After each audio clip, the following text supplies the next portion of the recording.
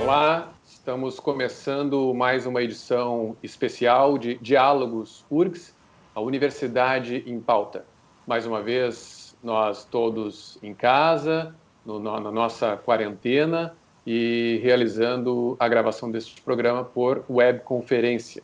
Recebemos mais uma vez o professor Rui Vicente Oppermann, reitor da universidade, e nesta edição temos também o prazer de receber a professora Ilma Brum da Silva, que é diretora do ICBS, o Instituto de Ciências Básicas da Saúde, da universidade. A intérprete de Libras, de língua brasileira de sinais, hoje é a Patrícia Hug, nossa colega do Incluir. Bem-vindos ao Diálogos, e eu começo já diretamente, professor Rui, por favor, que a gente tenha uma atualização breve da situação da universidade dentro do contexto, né, da pandemia do coronavírus, desde a nossa última edição do programa.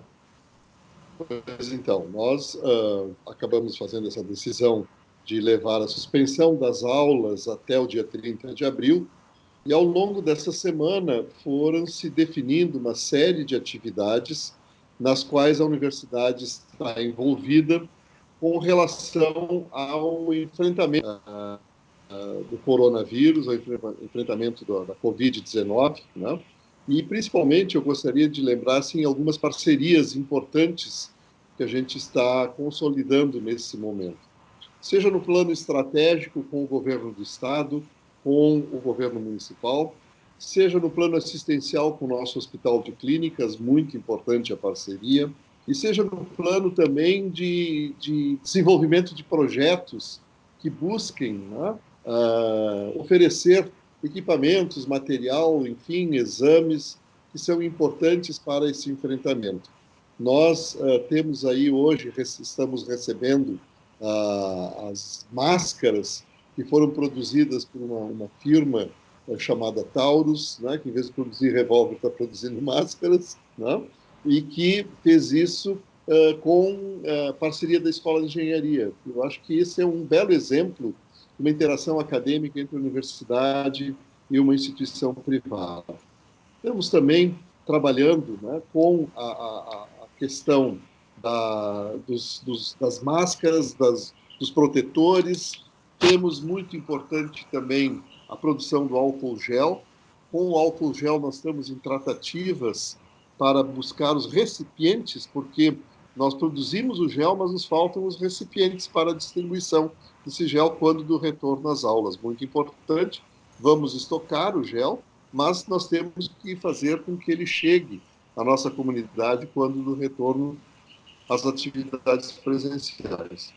Mas também, e eu acho que isso é muito importante, nós estamos trabalhando dentro de uma cooperação com o governo do estado do Rio Grande do Sul, no sentido de colaborar com aquilo que hoje estrategicamente é o mais importante, que é a detecção, o diagnóstico das pessoas portadoras do Covid, especialmente aquelas da área da saúde.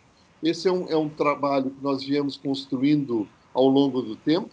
É a razão pela qual a professora Ilma está aqui, porque nós firmamos um convênio com o governo do estado para fazer isso, eu vou deixar ela falar, mas a ideia, André, é justamente neste e nos próximos programas nós trazermos aqui pessoas que estão corajosamente trabalhando presencialmente para buscar firmar essa cooperação da universidade com a sociedade no enfrentamento do vírus. E por isso mesmo estou festejando aqui a presença da professora Ilma, porque ela fez um trabalho maravilhoso, um trabalho reconhecido pelo governador, pelo prefeito, por todas as autoridades, mas eu vou deixar que ela fale, porque eu acho que essa é a melhor maneira da gente saber como é que as coisas vão.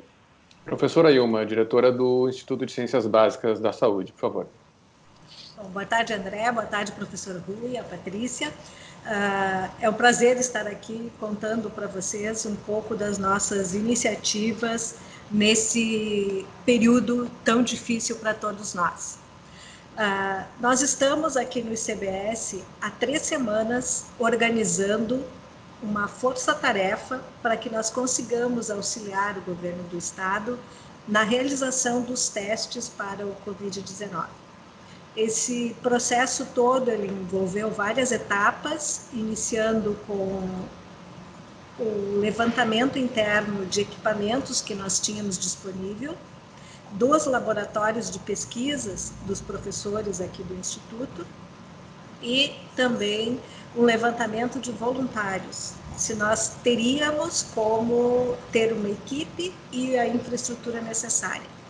Isso aconteceu muito rapidamente, essas respostas, tanto os pesquisadores disponibilizaram os seus equipamentos, quanto os servidores, tanto docentes quanto técnicos administrativos e muitos pós-graduandos e até alunos de iniciação científica, responderam ao nosso chamamento e conseguimos montar uma equipe de voluntários. Então, com isso, nós apresentamos ao LACEN, o Laboratório Central do Estado, até então encarregado dos testes, essa proposta de colaboração. O pessoal do LACEN, a diretoria do LACEN ficou muito satisfeita e imediatamente a secretária da Saúde do Estado do Rio Grande do Sul também entrou em contato comigo e nós começamos a organizar essa parceria. Então, nesse momento, hoje pela manhã, fizemos um treinamento geral da equipe e agora na parte da tarde as subequipes estão sendo treinadas aqui no ICBS para que nós possamos iniciar a realização desses testes. Nós temos um problema de aquisição de reagentes, mas está sendo sanado, uma parte dos reagentes já chegou nessa semana e a outra parte está chegando, já estão em São Paulo, sendo desembaraçados na Anvisa. E também temos a possibilidade do governo do estado, a partir desse convênio que foi firmado ontem, nos repassar parte dos reagentes que eles receberam do Ministério da Saúde para que nós possamos iniciar a realização dos testes. Então, nós começaremos os testes com um procedimento manual de extração do RNA, que é um procedimento mais demorado, com uma capacidade de em torno de 160 testes por dia. Também estamos tentando adquirir um equipamento para automatizar essa extração e com esse equipamento que nós estamos em tratativas com o governo do estado e o Banrisul e também com uma empresa da iniciativa privada para ver quem consegue encomendar primeiro o equipamento. Com esse equipamento, nós podemos passar por uma capacidade de até 900 testes por dia, com a estrutura que nós estamos montando aqui. Então, inicialmente, como o professor Rui mencionou, esse convênio com o governo do estado, ele foi firmado aparentemente com um número pequeno de testes, mas ele vai ser ampliado de acordo com a demanda. Esse número que vocês viram na imprensa, ele é decorrente daqueles reagentes que nós já tínhamos encomendado e que estão chegando. Era o que nós conseguíamos garantir para o Estado que nós conseguiríamos fazer. Então, logo no início dessa iniciativa, eu solicitei ao professor Rui e ao professor Hélio, nosso pró-reitor de planejamento, a possibilidade de adquirir alguns reagentes com recursos próprios da universidade, e com isso eu fiz a encomenda desses reagentes. E agora, para oferecer ao Estado, nós tínhamos já esses reagentes encomendados. Por que eu estou ressaltando isso? Porque o mundo todo está atrás desses reagentes e nós temos um prazo de entrega entre 20 e 30 dias atualmente. Então, nós precisamos do recurso para colocar o pedido nas empresas e, a partir daí, entrar na fila de distribuição. Mas, como nós já havíamos encomendado, nós conseguiremos entrar logo na realização dos testes. Essa é uma das iniciativas importantíssimas da universidade, né, professor Rui? E a nossa ideia aqui no programa, talvez nas próximas edições, é ir trazendo um pouco, né, para o público, um pouco do que a universidade está fazendo em várias áreas, né, e essas soluções também que procuram, de certa forma, driblar essa questão, como a professora Ilma acaba de mencionar. Todos os insumos estão em falta e isso só tende a piorar, na verdade, né? No mundo inteiro, os fabricantes cada vez menos vão dar conta e, naturalmente, os insumos vão ser adquiridos primeiro por países ricos. Isso é quase que inevitável, né? Então, esse tipo de solução que nós mesmos criamos, né? Ou pelo menos a universidade produza, que seja partes do processo, né? Desses insumos é extremamente importante, assim como no caso daqueles protetores faciais, né, professor, que também a engenharia e outras unidades estão produzindo aí. Uma outra questão, professor Rui, muitos alunos de graduação têm perguntado, né, sobre o andamento do semestre. O senhor acaba de, mais uma vez, nos trazer essa informação que a gente já tem, né, que até o dia 30 de abril as aulas, aliás, as atividades normais presenciais estão suspensas, né, obedecendo às recomendações da OMS, do Ministério da Saúde, enfim, de isolamento social. Mas, claro, aquelas atividades, muitas de pesquisa e de pós-graduação, seguem à distância, inclusive defesas, né? Hoje tivemos a formatura também, formatura do direito, né? E os alunos, aqueles mais jovens, né, que recém entraram na graduação, às vezes não tem nem aquela experiência que a gente tem de greves no passado ou outros problemas que nos fizeram atrasar calendários, né? E naturalmente buscam, né, definições. O semestre vai ser cancelado, não vai ser cancelado, as aulas voltam, não voltam, enfim. A gente sabe, né, professor Rui, que muitas das respostas a gente não tem, nem os cientistas ainda têm, né? Mas o que a gente poderia, assim, nesse momento, dizer para esse público? Olha, eu gostaria primeiramente de dizer assim que a ansiedade, eu compartilho ela completamente. Eu imagino que se vocês estão ansiosos, eu também estou.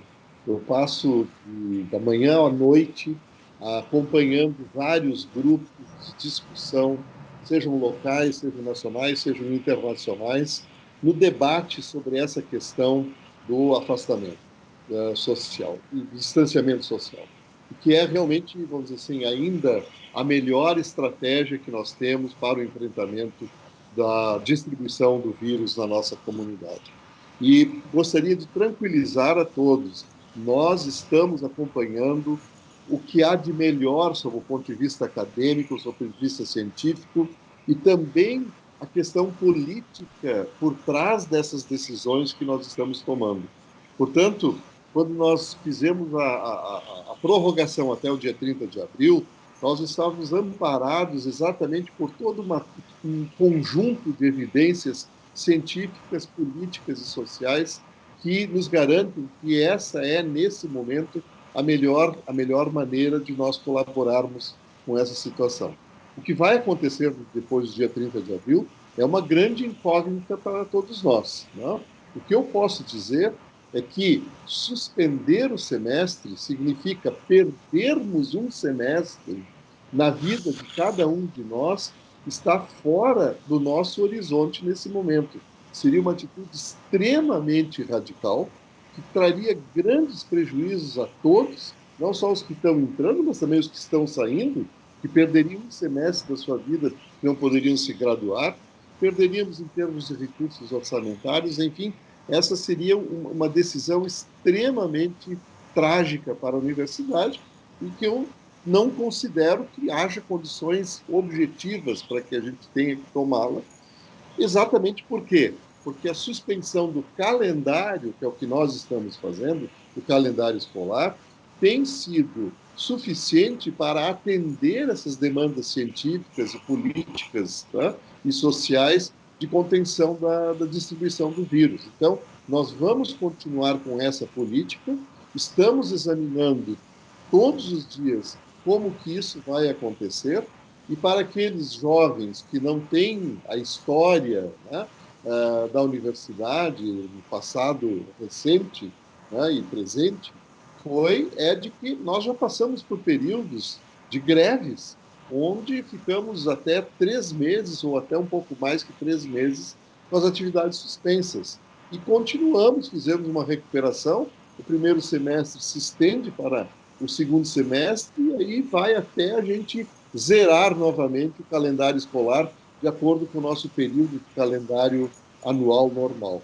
Portanto, nesse momento, nós não estamos cogitando suspender o semestre, nós estamos fazendo as considerações necessárias com relação a modificações no calendário, mas o que eu posso dizer é que, mesmo essas, nesse momento, a mais definitiva é estamos suspensos até o dia 30 de abril. Podem ficar tranquilos que a decisão com relação ao que vai acontecer depois do dia 30 de abril, eu espero que a gente possa fazer bem antes do dia 29 de abril, porque nós estamos aprendendo a fazer essas avaliações e poderemos fazer essa consideração antes para que todo mundo esteja prevenido.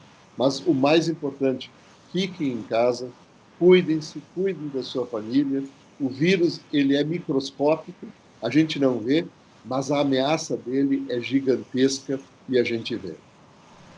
Fiquem em casa, inclusive, na Páscoa, né, professor? A gente comentava agora, antes de iniciar a gravação, que o calendário está tão diferente para a gente que a gente até acaba esquecendo que amanhã é Sexta-feira Santa, né? Estamos entrando no feriadão de Páscoa. Normalmente, muita gente, inclusive, viajaria para o interior. Está sendo recomendado que não se faça isso, né? Claro, muitos estudantes já estão com suas famílias no interior desde o início desse processo, mas que quem estiver na capital, fique na capital, né? Então, fique em casa em Porto Alegre, na Páscoa. Exatamente. Eu acho que a Páscoa é um momento para a nossa sociedade, né, majoritariamente cristã, de reflexão com relação aos sacrifícios que a gente tem que fazer para buscar a paz, a fraternidade, a solidariedade entre as pessoas. Esse é um momento de muita solidariedade. Esse é um momento de muita fraternidade. Esse é um momento que nós podemos aproveitar para, junto com os nossos entes queridos que estão conosco, pensarmos sobre essa questão e refletirmos sobre isso e nos dispormos a solidariamente cumprir com essas recomendações para o bem e para a saúde de todos. Por isso, eu desejo a todos uma feliz Páscoa. Agradeço aí a Patrícia, o André, a Ilma, por esse companheirismo, estarmos aqui presentes nesse momento. E sim, é um momento de muita emoção para todos nós. Feliz Páscoa para todos. Muito obrigado. Obrigado, professor Rui Vicente Oppermann, reitor da universidade, professora Ilma Brum da Silva, diretora do Instituto de Ciências Básicas da Saúde. Esta edição do Diálogos URGS teve produção e apresentação de André Grassi. Na captação de imagens e edição, o colega Francisco Milanês, da URGS TV, e intérprete Libras, a Patrícia Hugue, do Incluir. Lembrando que a gente está em casa, né, mas com o apoio das estruturas da Rádio da Universidade, da URGS TV, da Secretaria de Comunicação da URGS e do Incluir. Muito obrigado e até a próxima edição.